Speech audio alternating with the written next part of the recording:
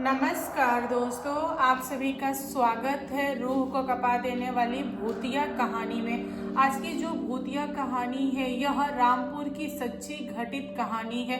रामपुर में एक कपल थे, उनके साथ बहुत बड़ा भूतिया कांड हो गया। उन कपल का नाम था अजीत और स्नेहा। जो अजीत जी थे उनको ना तंबाकू गुटखा वगैरह खाने की बहुत ही गंदी लत थी।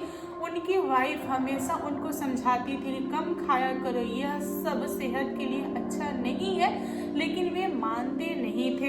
एक दिन की बात है, ये लोग चले गए किसी रिश्तेदार के यहाँ जिनके यहाँ बर्थडे पार्टी था। इन लोगों ने काफी अच्छे से एंजॉय किया पार्टी और इन लोगों ने खाया मटन। उसके बाद से ये लोग निकल गए आधी रात को अपने घर के लिए, क्योंकि इनका जो घर था मात्र 3 से 4 किलोमीटर की दूरी पे था। तो हस्बैंड और वाइफ दोनों लोगों ने सोचा कि अब हमें घर चलना चाहिए, इसीलिए ये लोग निकल गए। बड़े ही आराम से निकले।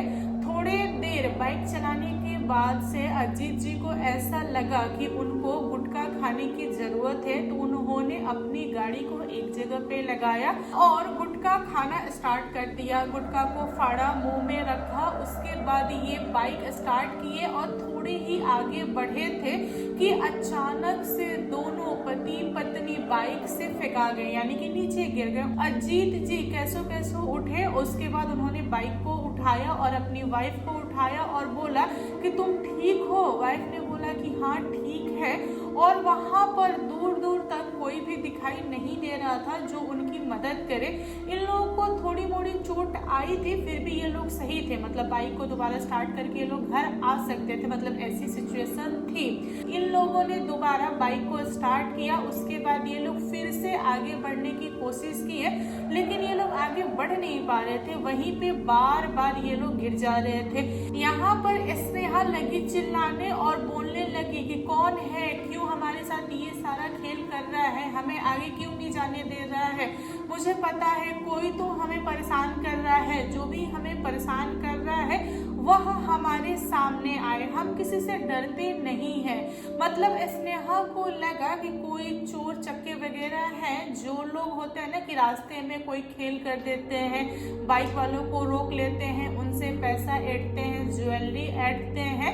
तो स्नेहा को ये चीज लगा, लेकिन स्नेहा को नहीं पता था कि वह दोनों बहुत बड़े मुसीबत में फंसने वाले हैं।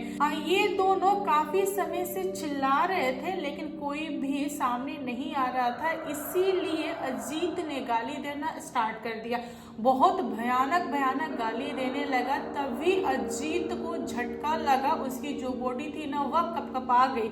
उसके बाद अजीत खुद उठ उठ के गिरने लगा, मतलब उसको कोई उठा उठा के पटकने लगा। यह चीज देखने के बाद से स्नेहा की हालत खराब। स्नेहा लगी चिल्लाने कि कोई हो तो बचाओ, मेरे पति के साथ बहुत ज्यादा बुरा हो रहा है, मेरे पति को कोई उठा उठा के पटक रहा है। मतलब अजीत को उस चीज ने इतना पटका कि वह अधमरा हो चुके थे। और यहाँ पे स्नेहा चिल्ला चिल्ला के थक गई थी। स्नेहा की आवाज शायद किसी ने सुन लिया था। फिर वह इंसान स्नेहा के पास आया और उससे पूछा कि क्या हुआ है बेटा। यहाँ पे स्नेहा बिना कुछ बोले अपना हाथ सामने की तरफ दिखाया, क्योंकि अंधेरा था इसीलिए कुछ ठीक से दिखाई नहीं दे रहा था। वह इंसान टॉर्च जला के देखा तो उसने पाया कि अजीत वहां पे गिरा हुआ है, बहुत सारा ब्लड लगा हुआ है, वह शायद बेहोश हो चुका था। तब उस इंसान को समझ में आ चुका था कि वहां पे क्या हुआ है। फिर उसने स्नेहा को बोला कि देखो बेटा, तुम घबराओ मत, जो भी होगा हम देखेंगे, तुम एकदम निफिक्र रहो। तुम्हारे पति के साथ क्या हुआ है मुझे समझ में आ गया है, कैसे उसको बचाना है मुझे ये भी पता है। तुम डरो मत, अगर तुम चाहो तो मेरे साथ मेरे घर चल सकती हो, अगर तुम चाहो तो तुम यहाँ पे रुक सकती हो, क्योंकि मैं हूँ बुजुर्ग और बुजुर्ग इंसान एक यंग इंसान को उठा के अपने साथ नहीं लेके जा सकता, इसीलिए तुमको मुझ पे विश्वास रखना होगा। अपने पति और बाइक को यहीं पे छोड़ के तुमको मेरे साथ चलना होगा। यहाँ पर स्नेहा के पास कोई ऑप्शन था था नहीं, क्योंकि वह सुनसान सड़क पे अकेली क्या करती, इसीलिए उसने बुजुर्ग इंसान की बात मानी और उसके साथ चली गई। वह बुजुर्ग इंसान अपने घर गया और अपने पड़ोसी को उठाया और बताया कि इस लड़की के जो पति हैं वह सड़क पे पड़े हैं, उसकी बहुत ही ज्यादा बुरी हालत है, मैं उसे वहीं पे छोड़ के आया हूँ, तुमको चलना होगा, तुमको देखना होगा, वरना तो मुझे ऐसा लग रहा है कि इसका पति नहीं बचेगा। देन बुजुर्ग और उसके जो पड़ोसी थे वे और गांव के कुछ लोग पहुंचे अजीत के पास। तब लोगों ने पाया कि अजीत जो था वह सरकते सरकते काफी आगे चला गया है और जो पड़ोसी था बुजुर्ग इंसान का वह एक तांत्रिक था। उसने अपने मंत्रों के सहारा पता किया कि अजीत कहाँ है और वहां पर पहुंच के उसने अजीत को अपने कब्जे में लिया। उसके बाद उसने आत्मा से पूछा कि भाई तुम कौन हो, क्यों पकड़ लिए हो, इसने क्या किया है तुम्हारा, यह तो राही था, यह तो जा रहा था अपने घर, तुमने क्यों पकड़ा।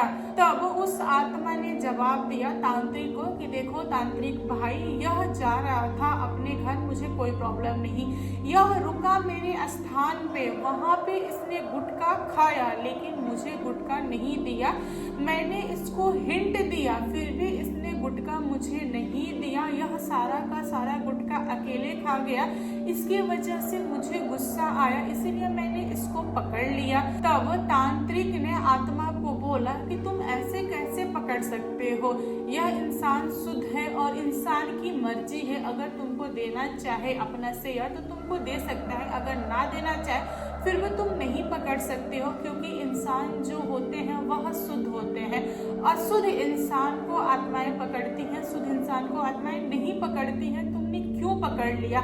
तब वह आत्मा हंसते हुए बोला शुद्ध वह क्या होता है, यह इंसान शुद्ध है, यह मटन खा के आ रहा है और मैंने इसकी स्मेल ली, देन मैंने इसको पकड़ लिया।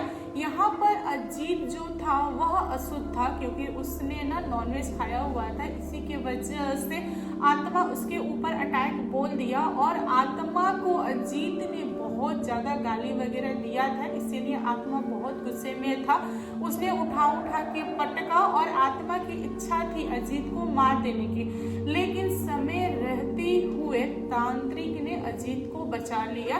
उसके बाद तांत्रिक ने अजीत को भभूति वगैरह दिया, उसके बाद अपने यहाँ पूरी रात रखा।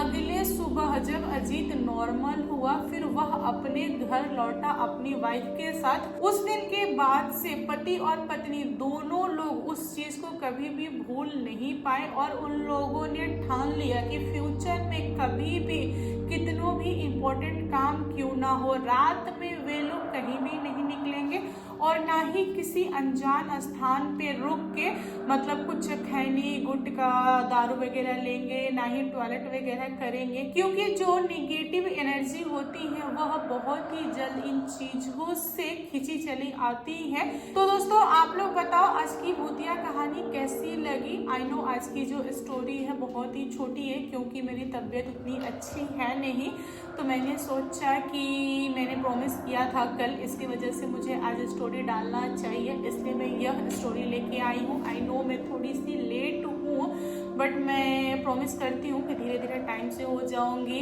तो दीजिए मुझे इजाज़त, मिलती हूँ एक नए स्टोरी के साथ फिर से कल। तब तक के लिए आप लोग अपना ध्यान रखिए, कहानी पसंद आए तो प्लीज़ लाइक एंड शेयर कीजिएगा और मेरे चैनल पे न्यू आए हो तो चैनल को सब्सक्राइब करना। Thank you, bye bye.